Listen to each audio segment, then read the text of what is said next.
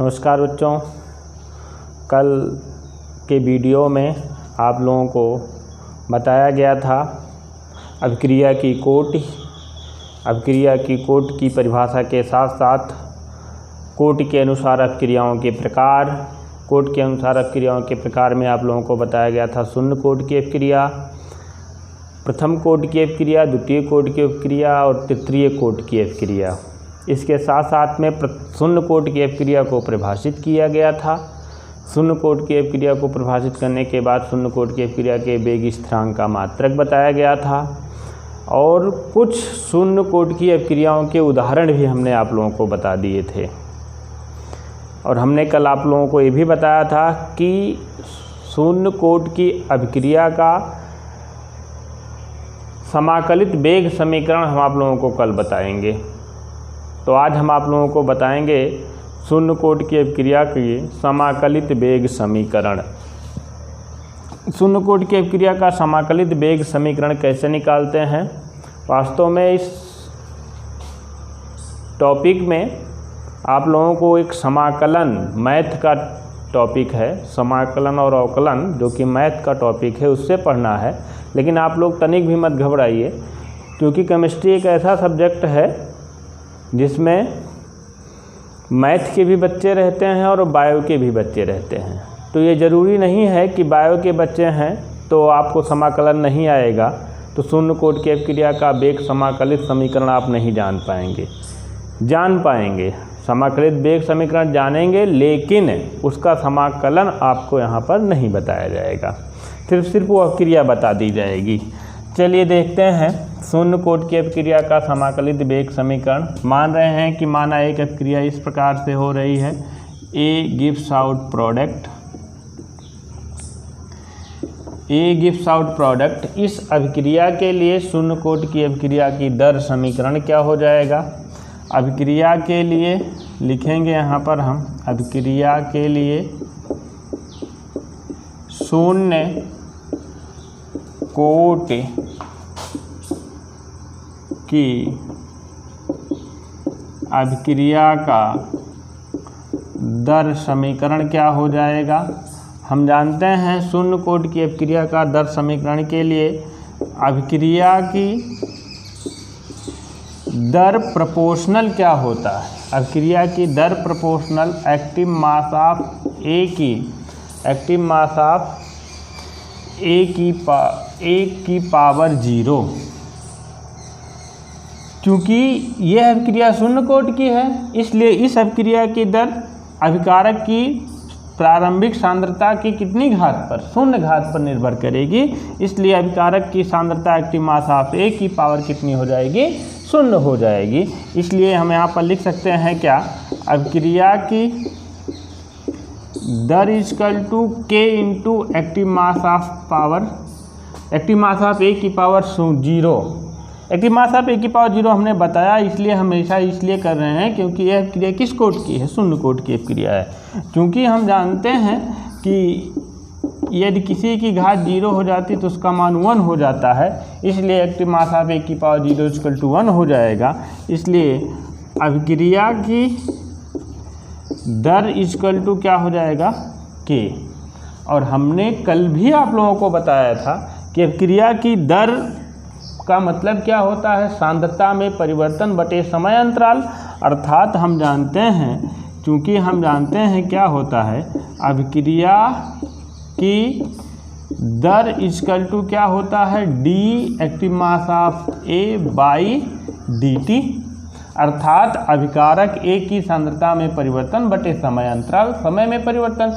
चूँकि ए अभिकारक है, प्रोडक्ट में बदलेगा और इसकी सांद्रता कम होगी, इसलिए इस पर यहाँ पर कौन सा चिन्ह लगेगा, माइनस चिन्ह लगेगा। जब माइनस चिन्ह लगेगा तो इस को माइनस चिन्ह लगेगा, तब अभिक्रिया की दर इक्वल टू क्या हो जाएगी, minus del active mass of A by D T, यही होगा। तो यहाँ पर हम इसको इस मान को पुटअप करेंगे तो क्या हो जाएगा, minus del active mass of A by D T equal to के।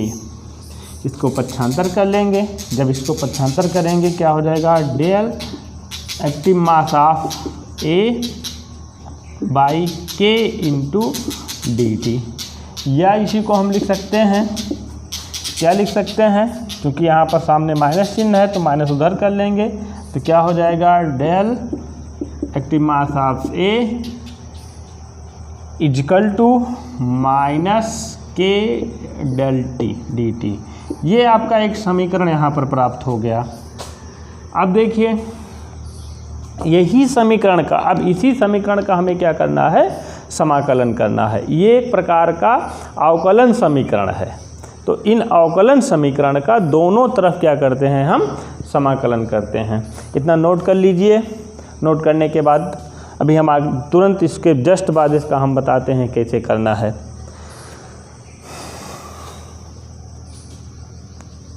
हाँ, मान लीजिए आप लोगों को टाइम कम मिलता है नोट करने के लिए, तो वीडियो को आप जो है रोक करके भी नोट कर सकते हैं, आसानी से नोट कर सकते हैं। वीडियो को वहीं पर पुश कर दीजिए जिससे वो रुक जाए, फिर उसके बाद नोट कर लीजिए, फिर आगे पढ़ते रहिए।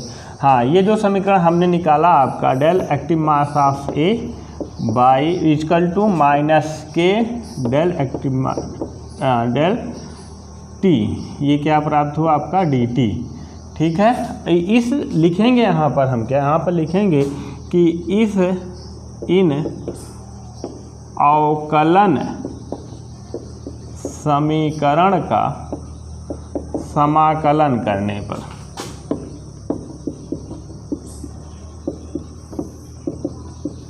समाकलन करने पर जब इसका हम समाकलन करते हैं तो समाकलन जो मैथ के बच्चे हैं वो समाकलन करेंगे, जो बायो के बच्चे हैं उनको आवश्यक नहीं है कि वो समाकलन ही करें। ठीक है, तो हम यहाँ पर डायरेक्ट समीकरण लिख देते हैं। समाकलन करने पर क्या हो जाता है आपका, के इजकल टू आ जाता है। समाकलन करने पर के इजकल टू क्या आ जाता है, एक्टिव मास ऑफ ए 0, फिर minus active mass of A by नीचे हो जाएगा आपका टी। यही समीकरण, यही जो प्राप्त हुआ समीकरण है, ये शून्य कोट की अभिक्रिया का समाकलित रूप है। समीकरण नंबर फर्स्ट यहाँ पर लिख देंगे कि प्राप्त समीकरण, लिखेंगे यहाँ पर हम क्या, प्राप्त समीकरण शून्य कोट की अभिक्रिया का समाकलित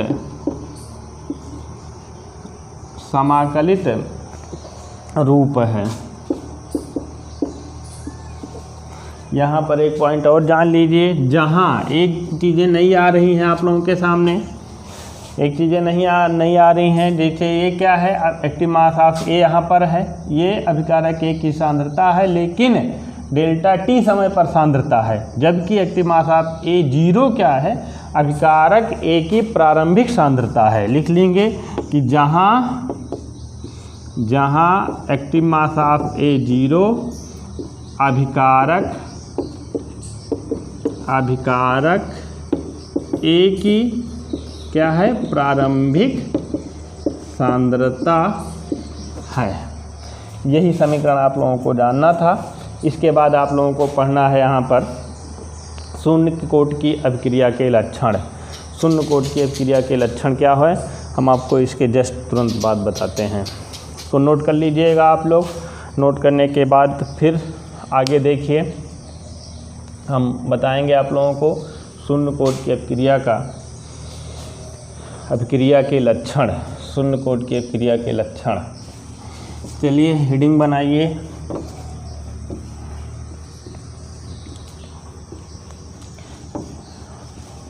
हेडिंग बनाएंगे शून्य कोटि के अभिक्रिया के लक्षण के अभिक्रिया के लक्षण। शून्य कोट की अभिक्रिया के लक्षण क्या क्या हैं। पहला लक्षण कि स्थिर ताप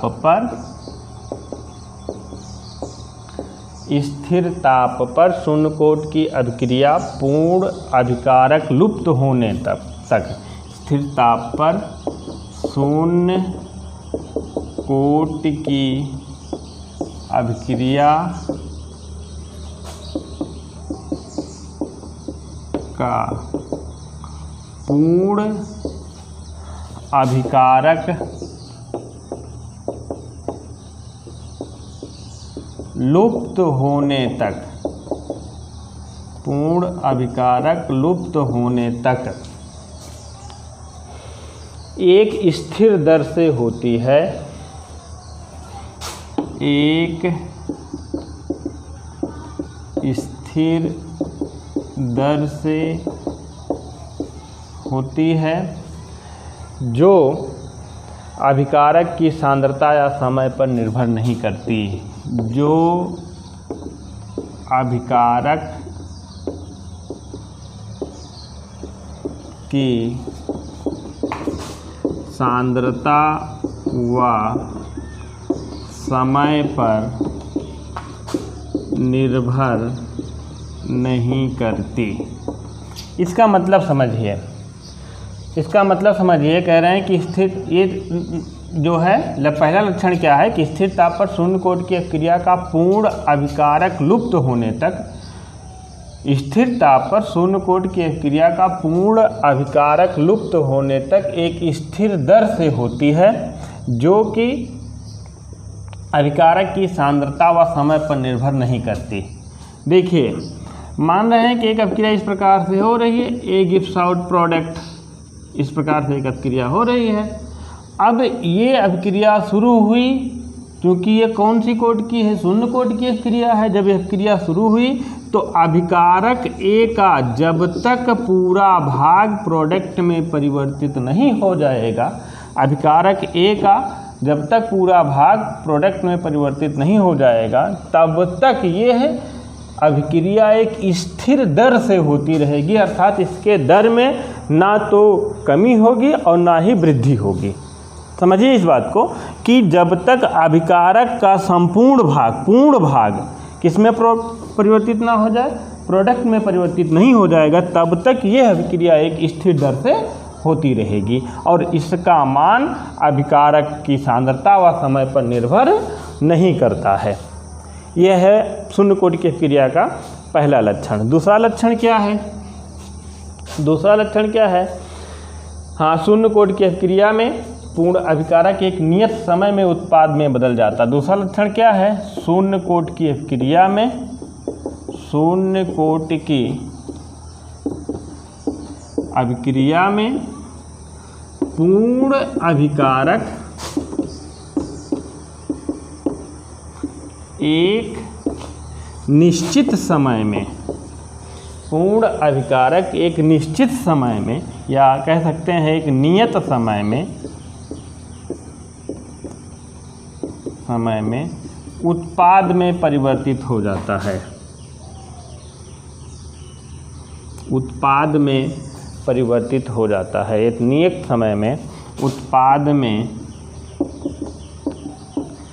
परिवर्तित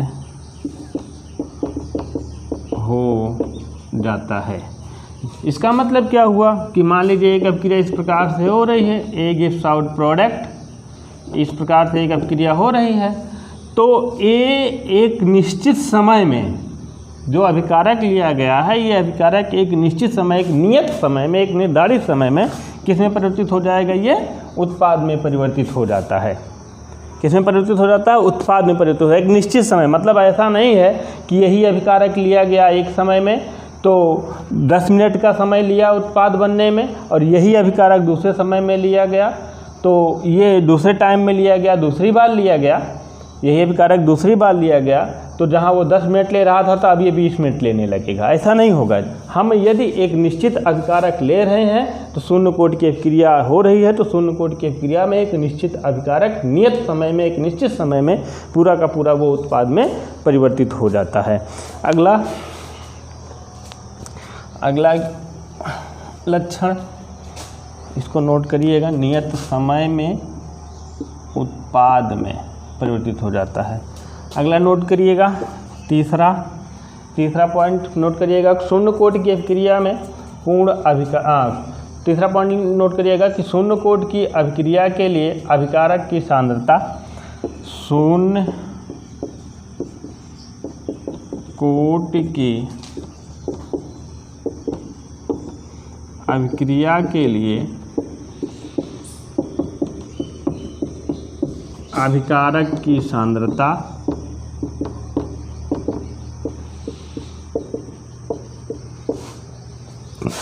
और समय, अभिकारक की सांद्रता जहाँ लिखे हैं वहाँ पर हम लिख सकते हैं कि एक्टिव मास ऑफ ए और समय t के मध्य ग्राफ खींचने पर एक सीधी रेखा प्राप्त होती है। कैसी रेखा प्राप्त होती है?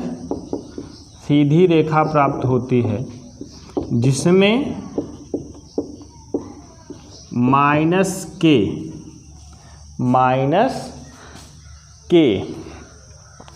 इसका ढाल होता है। क्या होता है? इसका ढाल होता है। इसका ढाल होता है। अभी हम ये ग्राफ खींच करके आप लोगों को दिखाते हैं तो किस प्रकार से ग्राफ खींचा जाएगा। इसमें देखिए, शून्य कोटि की अभिक्रिया के लक्षण एक बार पुनः, 3 लक्षण मुख्य हैं, तीनों लक्षण एक बार पुनः आप लोग पढ़ लीजिए कि स्थिर ताप पर शून्य कोटि की अभिक्रिया का पूर्ण अभिकारक लुप्त होने तक एक स्थिर दर से होती है जो अभिकारक की सांद्रता व समय पर निर्भर नहीं करती।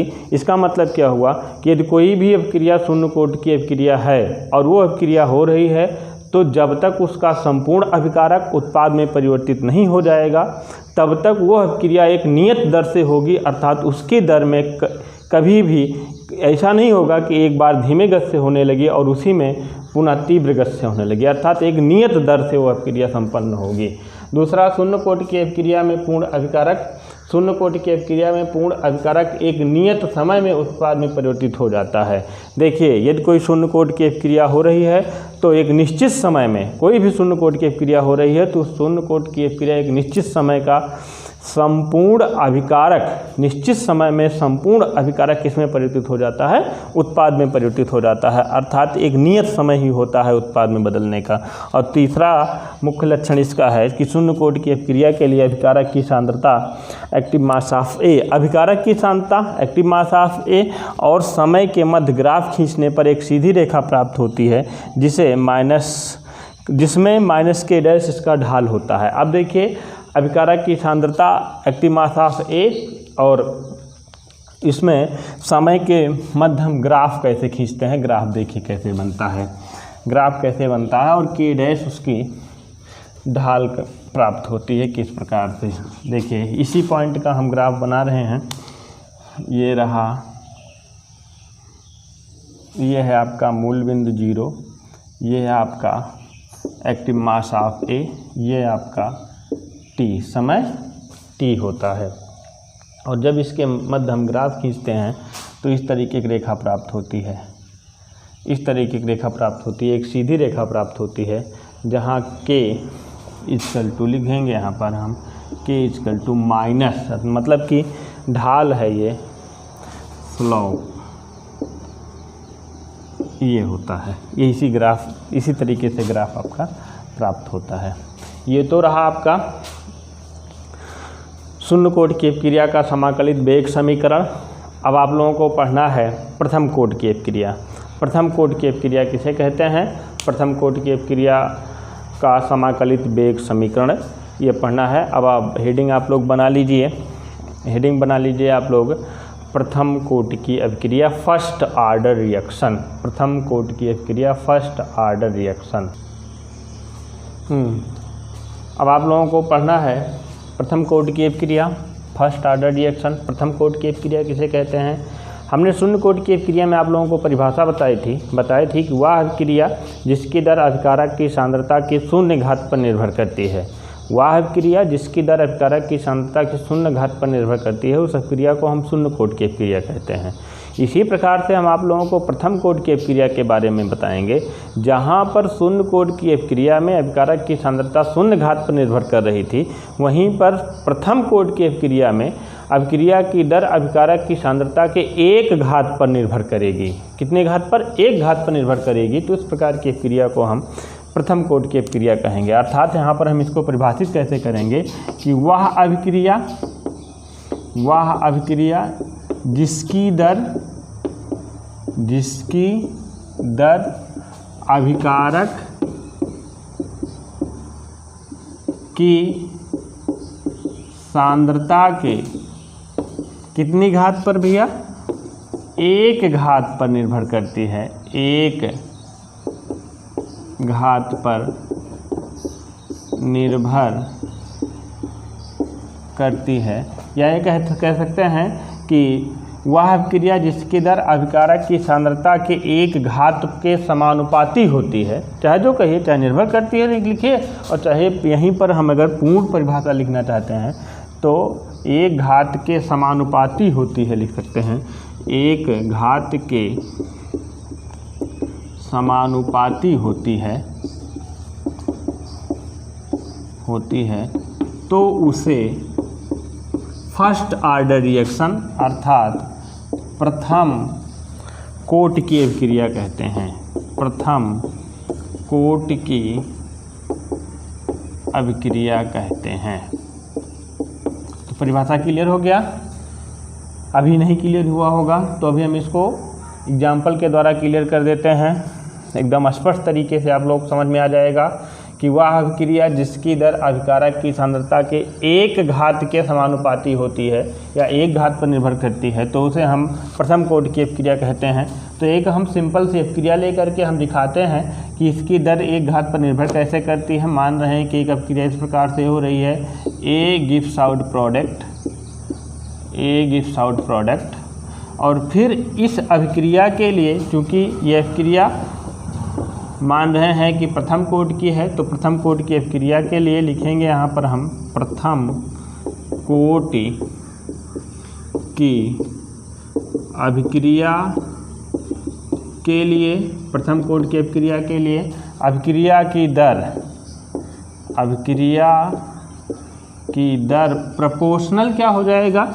हमने बताया है कि वह अभिक्रिया जिसकी दर, अभिक्रिया की दर अभिकारक की सांद्रता, अभिकारक के है तो इसकी सांद्रता मतलब एक्टिव मास ऑफ ए की सांद्रता के 1 घात के समानुपाती होती है, अर्थात एक्टिव मास ऑफ की पावर 1 अर्थात 1 घात के समानुपाती होती है, तो उसे हम प्रथम कोटि की अभिक्रिया कहते हैं।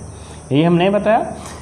तो हमने अभिक्रिया की दर इक्वल टू क्या लिखा, अभिक्रिया की दर प्रोपोर्शनल एक्टिव मास ऑफ ए, या यहीं पर हम लिख सकते हैं क्या, अभिक्रिया की दर equal to K into active mass of ए, के इंटू एक्टिव मास ऑफ ए। जैसा कि हमने पहले भी आप लोगों को बताया कि दर प्रोपोर्शनल क्या होता है, दर प्रोपोर्शनल क्या होता है, या दर इक्वल टू क्या होता है, किसी भी अभिक्रिया की दर इक्वल टू क्या होता है, delta active mass of A by delta T. तो इसी को हम यहाँ पर उठा करके रख देंगे तो क्या हो जाएगा कि अभिक्रिया की दर इक्वल टू क्या हो जाएगा, delta active mass of A by D T equal to K into active mass of A. आपको एक पॉइंट यहीं पर तुरंत और जानना है कि चूँकि ए की सांद्रता में कमी होगी तभी तो ए घटेगा, तभी तो प्रोडक्ट बनेगा। ए की सांद्रता में कमी होगी, प्रोडक्ट की सांद्रता में वृद्धि होगी। इसलिए चूंकि समय के साथ साथ में इसमें कमी होगी तो इसलिए इसको हम किस चिन्ह के साथ दिखाते हैं, निगेटिव चिन्ह के साथ अर्थात माइनस चिन्ह के साथ दिखा देते हैं। अर्थात आपका प्राप्त क्या हो जाता है कि अभिक्रिया की दर क्या प्राप्त हो जाती है, minus delta active mass of A by delta T equal to K into active mass of A. जहाँ ए अभिकारक है, यहीं पर लिख सकते हैं, क्या लिख सकते हैं, यहाँ पर लिख सकते हैं जहाँ ए क्या है, अभिकारक है, जहाँ ए अभिकारक है। यही प्रथम कोटि की अभिक्रिया की दर समीकरण है। यही समीकरण जो आपका प्राप्त हुआ है प्रथम कोटि की अभिक्रिया का दर समीकरण है। इसी समीकरण को हम क्या बोलते हैं, प्रथम कोटि की अभिक्रिया का दर समीकरण। यहाँ पर अभी हम लिखेंगे कि प्रथम कोटि की अभिक्रिया का दर समीकरण यही है। ये प्रथम कोटि की अभिक्रिया, प्रथम कोटि की अभिक्रिया की परिभाषा, उसके बाद हमने इसको दर समीकरण तक आप लोगों को बता दिया है। परिभाषा को हमने बताया है कि कैसे जानेंगे। मैं फिर बता दे रहा हूँ, वह क्रिया जिसकी दर अभिकारक की सांद्रता के 1 घात के समानुपाती होती है। तो मतलब कि यदि अब क्रिया इस प्रकार से हो रही ए गिव्स आउट प्रोडक्ट, तो इस सब क्रिया की दर अभिकारक की सांद्रता, अभिकारक ए है तो ए की सांद्रता की कितने घात के 1 घात के समानुपाती हो रही है, अर्थात अभिक्रिया की दर प्रोपोर्शनल एक्टिव मास ऑफ ए। और एक्टिव मास ऑफ ए यही क्या हो जाता है, इसकी सांद्रता चूँकि 1 है, इसलिए कौन सी कोटि की क्रिया है, ये प्रथम कोटि की क्रिया है। और इसी प्रथम कोटि की क्रिया पर हम प्रथम कोटि की क्रिया का समीकरण यहीं पर हम निकाल लिए हैं। अब ये यहीं से हम आप लोगों को बताते हैं इसका मात्रक, प्रथम कोटि की क्रिया का वेग स्थिरांक के का मात्रक। सब कुछ जानते ही हैं आप, जहाँ ए क्या है, ए हमने बताया ए अभिकारक है, ए अभिकारक है अर्थात, और एक्टिव मास ऑफ ए क्या है, अभिकारक ए की सांद्रता है। डेल्टा टी क्या है, डेल्टा टी क्या है, समय में परिवर्तन है, समय में परिवर्तन है। और डेल्टा एक्टिव मास ऑफ ए क्या है, अभिकारक की सांद्रता ए में परिवर्तन है, अभिकारक की सांद्रता ए में परिवर्तन। और के क्या है, के प्रथम कोटि की अभिक्रिया का वेग स्थिरांक है। क्या है, प्रथम कोटि की अभिक्रिया का वेग स्थिरांक है। यहीं पर हम आगे देखते हैं तो लिखते हैं यहाँ पर हम प्रथम कोटि की अभिक्रिया के वेग स्थिरांक का मात्रक। देखिए किस प्रकार से, कल हमने शून्य कोटि की क्रिया के वेग स्थिरांक का मात्रक निकालना बताया था। तो यहाँ लिखेंगे हम प्रथम कोटि की अभिक्रिया का वेग स्थिरांक का मात्रक,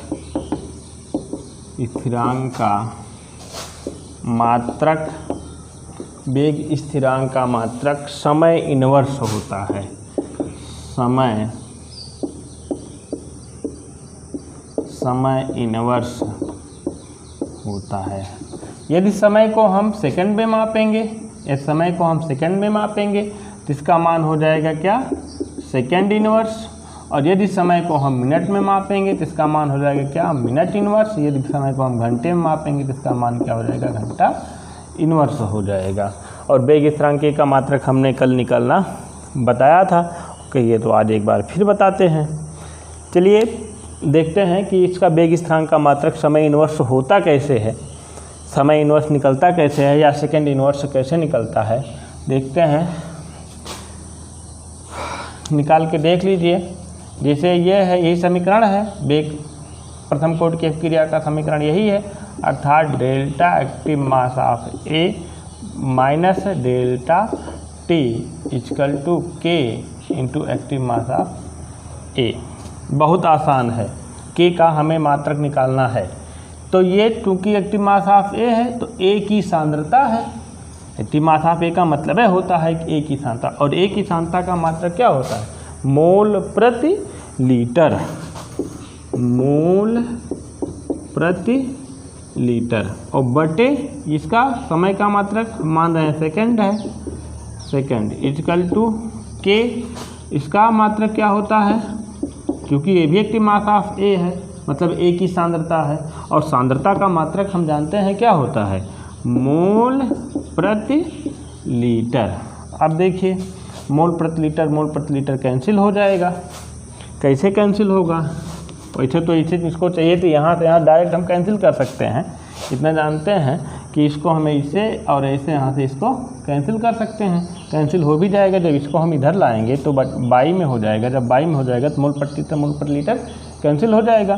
तो के इक्वल टू क्या आएगा आपका 1/सेकंड, या इसको हम लिख सकते हैं क्या, सेकंड इनवर्स। यही आया ना कि प्रथम कोटि की क्रिया का वेग स्थिरांक का मात्रक समय इनवर्स, और हमने समय को यहाँ पर सेकंड माना था तो इसलिए क्या आ गया आपका, सेकंड इनवर्स आ गया। ये पॉइंट आप कभी मत भूलिएगा, ये पूछा जाता है कि प्रथम कोटि की क्रिया का, ये कभी मत भूलिएगा आप लोग, ये पूछा जाता है, इम्पॉर्टेंट है, ये इम्पॉर्टेंट है, ये पूछा जाता है, बहुविकल्पी में अक्सर पूछ लिया जाता है कि प्रथम कोटि की अभिक्रिया का वेग स्थिरांक का मात्रक क्या होता है। तो आप लोग जानते हैं कि समय इनवर्स लिखा रहेगा, समय इनवर्स लगाएंगे, या सेकंड इनवर्स लिखा रहेगा, सेकंड इनवर्स लगाएंगे, या ऐसे भी लिखा जा सकता है 1/सेकंड, इसको भी ध्यान रखिएगा। 1/सेकेंड या ऐसे भी लिखा जा सकता है 1/मिनट, या ऐसे भी लिखा जा सकता है 1/घंटे। ठीक है, ऐसे भी लिख सकते हैं हम इसको। तो ये इम्पॉर्टेंट है, पूछा जाता है कि प्रथम कोटि की क्रिया का वेग स्थिरांक का मात्रक क्या होता है। अब देखते हैं प्रथम कोटि की क्रिया के कुछ उदाहरण। प्रथम कोटि की क्रिया के कुछ उदाहरण, इसको नोट कर लीजिएगा आप लोग। जैसे जैसे बताया जा रहा है कॉपी में, वैसे वैसे आप लोग नोट करिएगा, जिस तरीके से हम बता रहे हैं। अभी आप लोग यहाँ पर देखिए, हम चाहते तो ऐसे सीधा बता देते कि प्रथम कोटि की क्रिया का वेग स्थिरांक का मात्रक समय इनवर्स होता है, लेकिन हमने क्या किया, यहाँ पर बाकायदे कैसे होता है समय इनवर्स या कैसे होता है सेकंड इनवर्स, इसको हमने बाकायदे निकाल के दिखा दिया है। और इसी तरीके से आप लोग कॉपी में नोट कर लीजिएगा, तो कभी भूलेगा नहीं। या तो रट्टा मारना होगा तो रट्टा तो भूल ही जाता है, रटोगे तो भूल जाएगा भैया, इसलिए रटिएगा नहीं। प्रयास ये करिएगा कि हम जैसे जैसे सबका मात्रक रख करके निकाले हैं वेग स्थिरांक का, के इसी का मात्रक ज्ञात करना था। किसी भी राशि का मात्रक ज्ञात करना हो तो उस राशि के सूत्र से उसका मात्रक निकाल लेते हैं। तो हमें जब वो फार्मूला पता है प्रथम कोटि की क्रिया का फार्मूला, हमें जब पता है ये फार्मूला पता है हमें, तो इसी फार्मूले से हमने के का मात्रक निकाल लिया आसानी से। सबका फार्मूला रख करके सबका मात्रक रख दिया, इसका भी मात्रक रख दिया, इसका भी मात्रक रख दिया, इसका भी मात्रक रख दिया, और जिसका निकालना है उसका हम निकाल लिया आसानी से रख करके, आ गया आपका सेकंड इनवर्स। तो इसलिए हम कह रहे हैं कि रट्टा मत मारिए, ज़्यादा से ज़्यादा समझने का प्रयास करिए। छोटी सी छोटी चीज़ें बताई जाएंगी, 0 स्तर की चीज़ें आपको बताई जाएंगी। यहाँ से आगे आप लोगों को पढ़ना है हाँ प्रथम कोटि की क्रिया का उदाहरण। हेडिंग बनाइएगा आप लोग, प्रथम कोटि की क्रिया का उदाहरण। हैंड राइटिंग नहीं समझ में कहीं आती है, कोई प्रॉब्लम होती है तो हम मुंह से भी बोलते हैं, और जो बोलते हैं वही लिखते हैं, इसलिए जो बोले रहेंगे वही आप लोग लिख लीजिएगा। हाँ, अब हेडिंग बनाइएगा कि प्रथम कोटि की क्रिया का उदाहरण। प्रथम कोटि की अभिक्रिया का उदाहरण।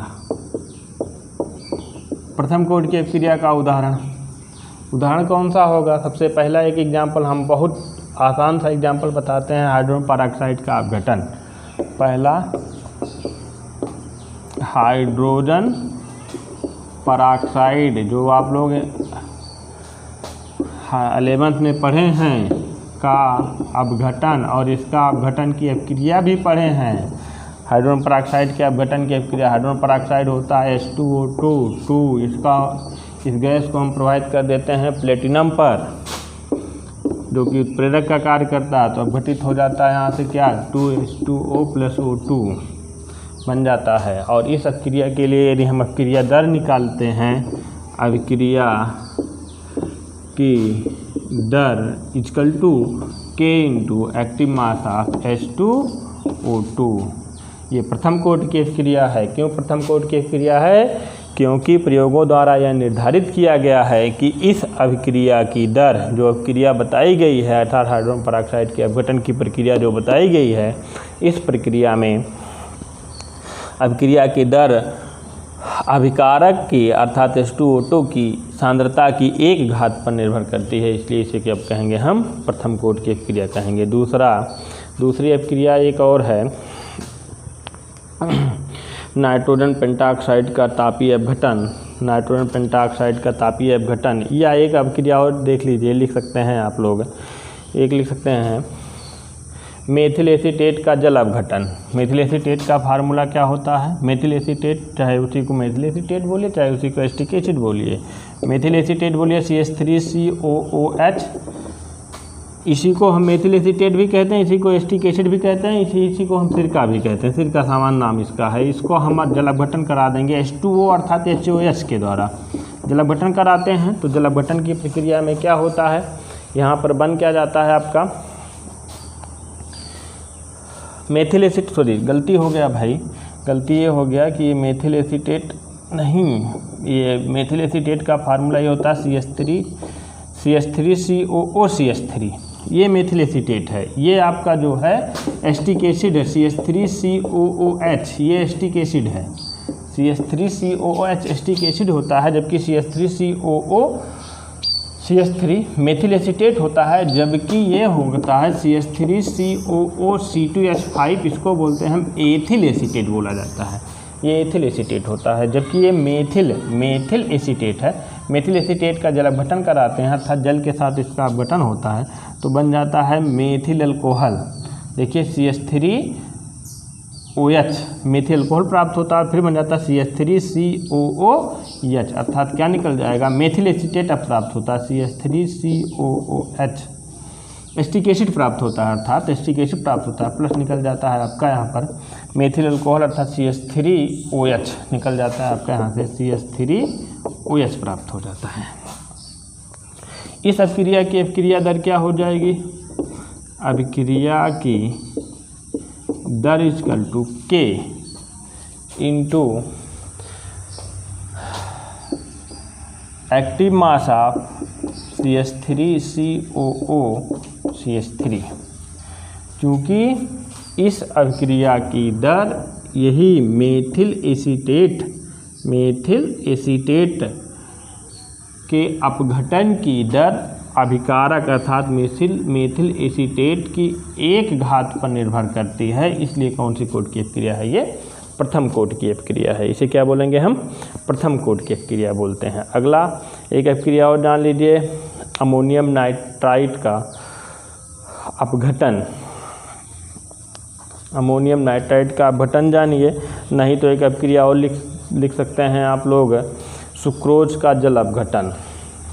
सुक्रोज का जल अपघटन, देखिए हम तो एक तीसरी अभिक्रिया बता देते हैं, वो भी प्रथम कोट की अभिक्रिया है। सुक्रोज का जल अपघटन, सुक्रोज का फार्मूला C12H22O11 है। इसका जल अपघटन करा देते हैं अर्थात H2O द्वारा इसका अपघटन करा देते हैं तो आपका प्राप्त हो जाता है ग्लूकोज और फ्रक्टोज। ग्लूकोज कैसे प्राप्त होता है, C6H12O6 प्लस प्राप्त हो जाता है C6H12O6। ये आपका ग्लूकोज है, ये आपका फ्रक्टोज है, दोनों का फार्मूला सेम होता है। अंतर इतना होता है कि केमिकल स्ट्रक्चर दोनों के भिन्न भिन्न होते हैं। एक एल्डोज शर्करा होती है, दूसरी कीटोज शर्करा होती है। बाद में पढ़ाया जाएगा इसके बारे में। ये सुक्रोज है, सुक्रोज का जल अपघटन करा देते हैं तो ग्लूकोज और फ्रक्टोज प्राप्त होता है। ये प्रथम कोट की अभिक्रिया है। क्यों प्रथम कोट की अभिक्रिया है, क्योंकि इस अभिक्रिया की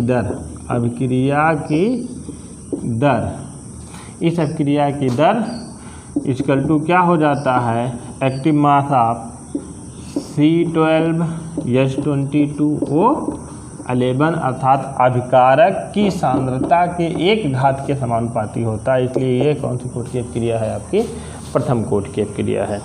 अब आप लोगों को पढ़ना है प्रथम कोट की अभिक्रिया का वेग स्थिरांक समाकलित वेग समीकरण। हाँ, अब आप लोगों को पढ़ाया जाएगा यहाँ पर प्रथम कोट की अभिक्रिया का समाकलित वेग समीकरण। प्रथम कोट की अभिक्रिया का समाकलित वेग समीकरण कैसे निकालते हैं, आइए देखते हैं। जो प्रथम कोट की अभिक्रिया बताई गई थी उसमें आप लोगों को परिभाषा बता दिया गया। परिभाषा के बाद आप लोगों को वेग स्थिरांक के का मात्रक बता दिया गया। के का मात्रक बताने के बाद 2-3 एग्जाम्पल भी बता दिया गया प्रथम कोट की अभिक्रिया का। अब प्रथम कोट की अभिक्रिया के समाकलित वेग समीकरण जानना है तो हेडिंग बनाइएगा आप लोग, कौन सा, प्रथम कोट की अभिक्रिया का समाकलित, प्रथम कोट की अभिक्रिया का समाकलित वेग समीकरण।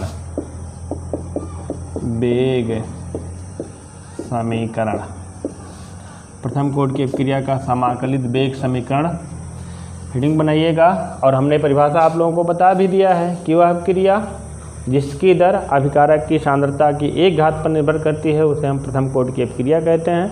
सिर्फ हमें आपको यहाँ पर बताना है प्रथम कोट की अभिक्रिया का समाकलित वेग समीकरण। माना एक अभिक्रिया इस प्रकार से हो रही है, वही अभिक्रिया कौन सी, A गिव्स आउट प्रोडक्ट, बहुत अच्छी तरीके से समझिएगा, बहुत आसान है, बहुत आसान है, कोई दिक्कत नहीं है, बहुत प्रेम से आपको समझ में आएगा। देखिए ए प्रोडक्ट में परिवर्तित होगा, लेकिन कब होगा, कैसे होगा, जानिए। t=0 समय पर। t=0 समय पर मतलब क्या हुआ कि अभी हम अभिकारक A की सांद्रता लिए हैं, अभिकारक A की सांद्रता जस्ट अभी लिए हैं, अभिक्रिया शुरू नहीं हुई है। जब अभिक्रिया शुरू नहीं हुई है तो क्या प्रोडक्ट बना है, कुछ प्रोडक्ट का निर्माण नहीं हुआ है। इसलिए t=0 समय पर A की सांद्रता हम लिए हैं स्मॉल a लिए हैं, A की सांद्रता कितना लिए हैं हम स्मॉल a लिए हैं।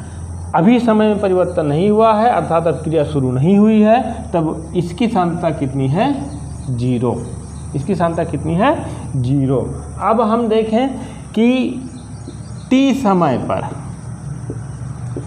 समय पर जो अभिकारक A लिए थे उसकी सांद्रता स्मॉल a थी।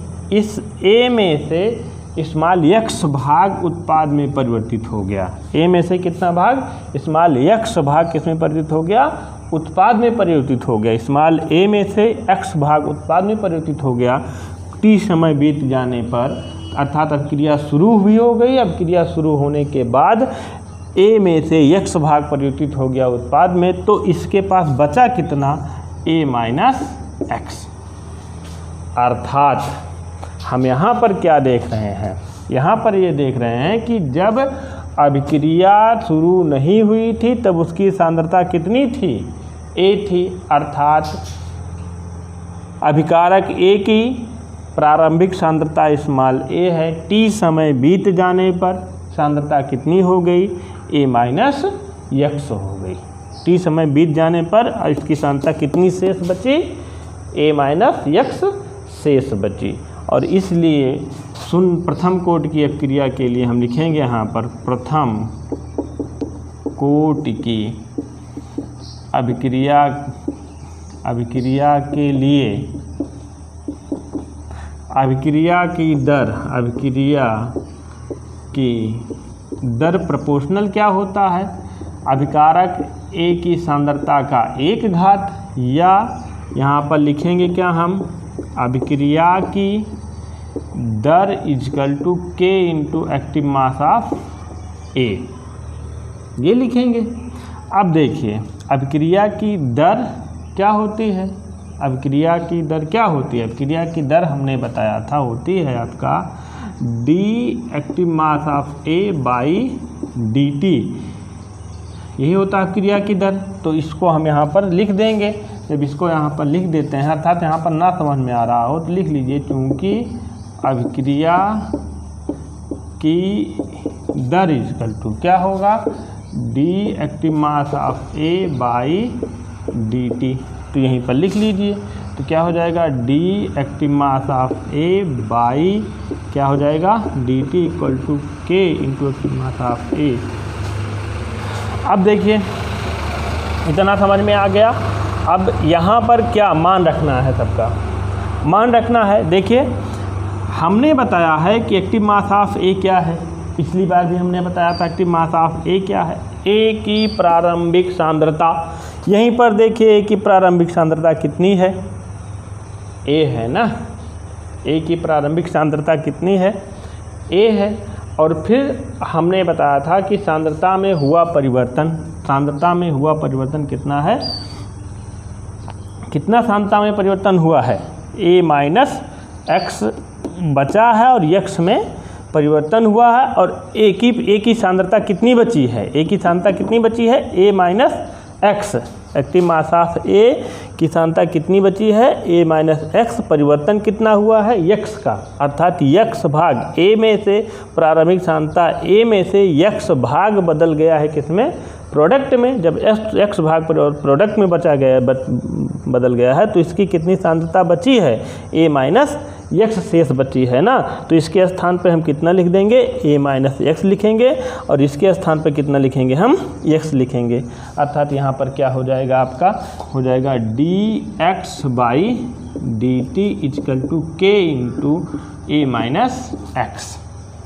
ये समझ में आ गया। a माइनस एक्स कहाँ से आया, यदि ये होता एक्टिव मास ऑफ ए की 0, ये तो प्रारंभिक सांद्रता होती, लेकिन एक्टिव मास ऑफ ए क्या है, टी समय पर सांद्रता है। किसकी सांद्रता है, टी समय पर सांद्रता है।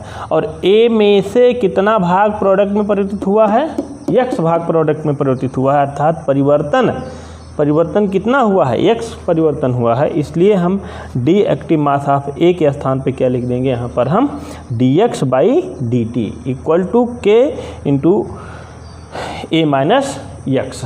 ये इतना समझ में आया। इसको हम पक्षांतर करेंगे, इसका हम पक्षांतर करते हैं, इतना नोट कर लीजिएगा। इसके बाद हम बताते हैं आगे के into A minus x into A minus x ऊपर लिख देते हैं। देखिए इसके बाद हम आगे बताते हैं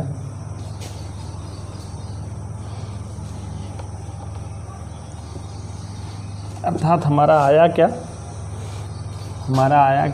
dx by D T equal to K into A minus X आया।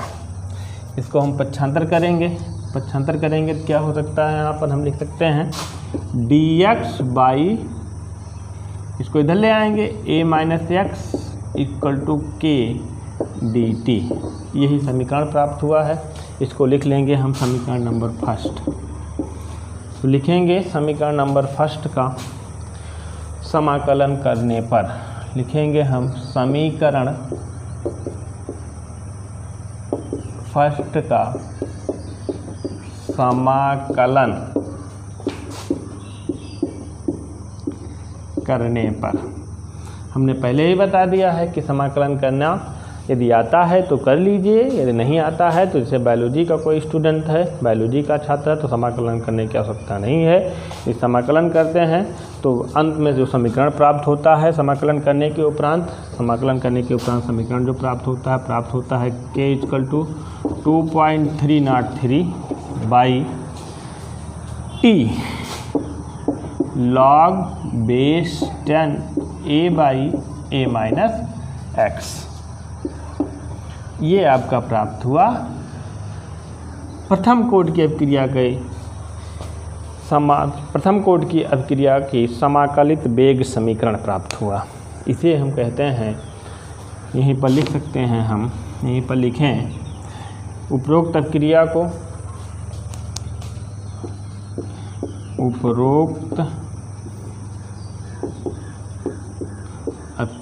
को प्रथम कोटि की अभिक्रिया का समाकलित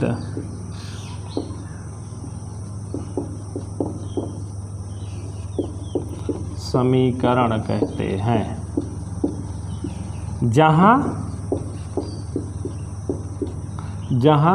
के क्या है, वेग स्थिरांक जानते हैं, टी क्या है, समय लिख सकते हैं, जहाँ के क्या है, वेग स्थिरांक, के क्या है, वेग स्थिरांक, टी क्या है, समय, टी समय, फिर और क्या बचा, ए क्या है, प्रारंभिक सांद्रता, क्या है, प्रारंभिक सांद्रता, और ए माइनस एक्स क्या है, टी समय पर सांद्रता है, टी समय पर सांद्रता है।